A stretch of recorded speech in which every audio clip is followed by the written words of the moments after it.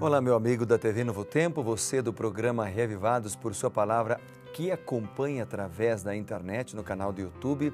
É sempre muito bom estarmos juntos para conversarmos, para ouvirmos a voz de Deus através da Bíblia e, é claro, para ler a Palavra de Deus. Hoje nós estamos nesta jornada do livro de Jeremias, estamos no capítulo 26. E eu quero desafiar você a não se esquecer de ter o seu momento com Deus, de oração, de leitura. E lembre-se também de ter um momento com Deus com a família. É importante orarem juntos. Pai, esposa, pai, mãe, filhos, juntos buscando a direção, a presença de Deus a cada manhã, ou a cada dia, de noite. Isso é muito importante. E para nos termos sabedoria, para entendermos a palavra de Deus, eu quero orar com você agora mais uma vez. Bondoso Deus e Pai, dá-nos a Tua sabedoria para entendermos a Tua palavra. Nós oramos em nome de Jesus. Amém. Bem, o capítulo 26 de Jeremias, nós encontramos alguns temas interessantes. Por exemplo, do verso 1 até o verso 6, Jeremias é enviado por Deus ao templo, onde ele deveria transmitir todas as palavras de Deus que envolviam promessas, envolviam ameaças também, exortação, para que o povo se arrependesse. Nós encontramos, por exemplo, lá no verso 8, que os sacerdotes e profetas, eles determinam a morte de Jeremias, por entenderem que a sua mensagem a respeito do templo e da cidade não provinha de Deus. Dos versos 12 a 15, Jeremias se defende e ele diz que haveria esperança caso houvesse arrependimento. Sempre essa mensagem de Deus, né? Arrependam-se de seus pecados. No verso 18, Jeremias é posto em liberdade diante dos exemplos de Miqueias e de Urias, que, no caso de Miqueias, no exemplo de Miqueias, redundou em arrependimento e, por consequência, no perdão de Deus.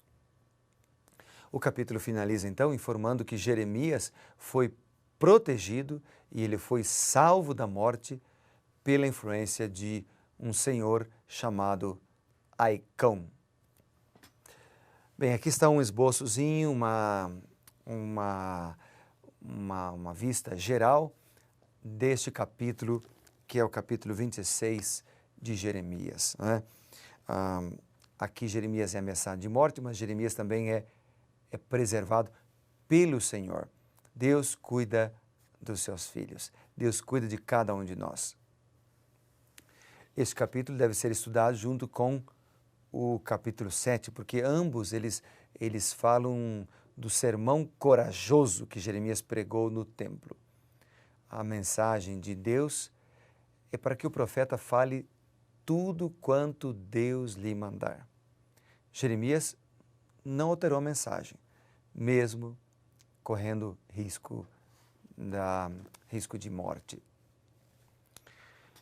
E eu queria dizer para você que, por mais que a mensagem da palavra de Deus talvez mexa com seus costumes, mexa com seus hábitos, ou até cause uma certa dificuldade de relacionamento com algumas pessoas próximas a você, lembre-se, sempre é melhor andar nos caminhos de Deus.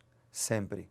Porque Deus cuida da gente, porque Deus quer o melhor para cada um de nós, porque Ele promete bênçãos, não maldições, e porque Ele vai abrir as portas e o caminho por onde nós devemos andar. Ok? Os falsos profetas, no caso de Jeremias, eles pregaram o que o povo queria ouvir. Porém, o verdadeiro profeta pregou o que o povo precisava ouvir. E é isso que faz a diferença. Dos versos 7 a 9, aqui em Jeremias capítulo 26, é interessante porque os sacerdotes, assim como os profetas e o povo, eles rejeitaram a mensagem. Eles criam que o mesmo Deus que habitava no Santo dos Santos lhes entregou Jerusalém e jamais permitiria que os pagãos tocassem naquilo que tinham como mais precioso e santo. Ou seja, eles cometeram um erro, comum ainda hoje, de confundir pretensa santidade de um lugar ou até de um objeto com a santidade pessoal. Nada substitui a nossa devoção. Nada substitui a nossa comunhão com o Senhor. Nada substitui a nossa fidelidade a Deus. Deus chama a cada um de nós para sermos fiéis.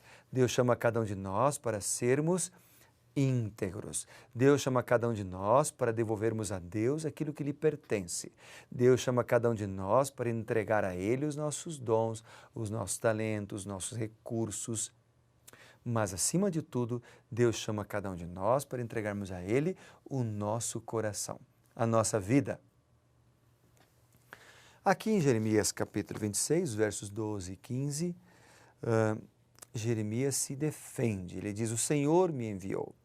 No versículo 12, falou Jeremias a todos os príncipes e a todo o povo, dizendo: o Senhor me enviou a profetizar. Deus havia enviado ele.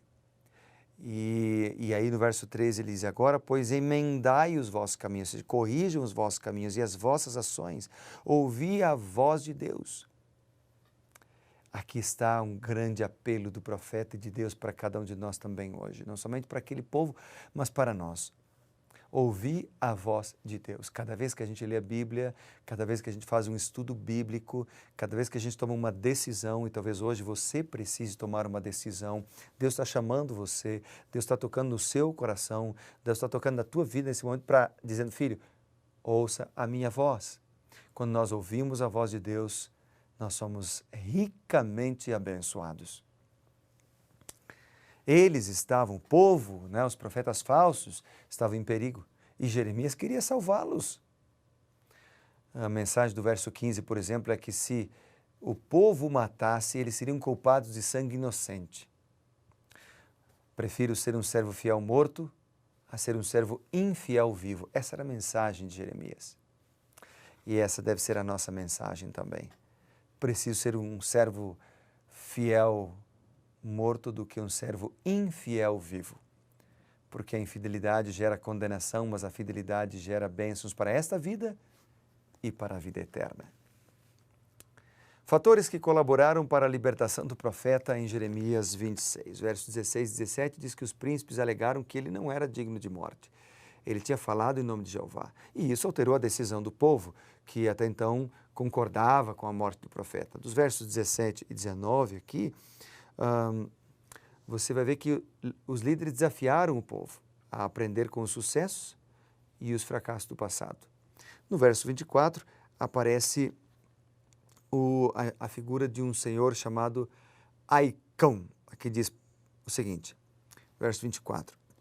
Porém, a influência de Aicão, filho de Safã, protegeu a Jeremias, para que não o entregasse nas mãos do povo para ser morto. Deus nos dá influências. Todos nós influenciamos alguém, ou mais ou menos pessoas, em menor ou maior grau, em maior ou menor quantidade de pessoas podemos influenciar. Então, por exemplo, há pessoas que, pela sua liderança, pelo seu cargo, pela sua posição na sociedade, ou na igreja, ou na empresa, ou em uma escola, ou em uma instituição pública ou privada, pela sua posição, influencia muito a outras pessoas. Mas todos influenciamos. Um pai pode influenciar seus filhos, um filho pode influenciar seus amigos. Todos influenciamos. A pergunta é: que influência nós estamos exercendo sobre as pessoas que nos rodeiam, sobre as pessoas com as quais nós convivemos? Qual é a influência? É uma influência positiva através das nossas ações e hábitos de vida? Nós estamos influenciando as pessoas a serem honestas, a serem leais, a serem amorosas, a serem fidedignas, ou estamos influenciando elas a serem infiéis? Como tem sido o seu estilo de vida e que tipo de influência você tem exercido? Por outro lado, você poderia perguntar também, com quem você tem andado? Ou seja, que tipo de influência você tem recebido de outras pessoas? Há um ditado muito comum que diz: diga-me com quem tu andas e dir-te-ei quem tu és. É claro, esse é um ditado verdadeiro porque nós não só influenciamos, mas nós também somos influenciados. Portanto, Quais são as influências que você tem recebido, não só das pessoas, mas também dos programas que você assiste, na televisão, das páginas que você vê na internet, das músicas que você tem escutado? Qual é a influência que toda esta pessoas e redes, e internet e meios de comunicação tem exercido sobre você? Qual ou quais são as influências que têm você se submetido, o que tem marcado a tua vida? Aqui nós vemos no versículo 24 que Aicão, pela sua influência, salvou a Jeremias. Jeremias foi salvo da morte e ainda teve cerca de 17 anos de ministério depois. Já Urias, mencionado no verso 23, perdeu a vida.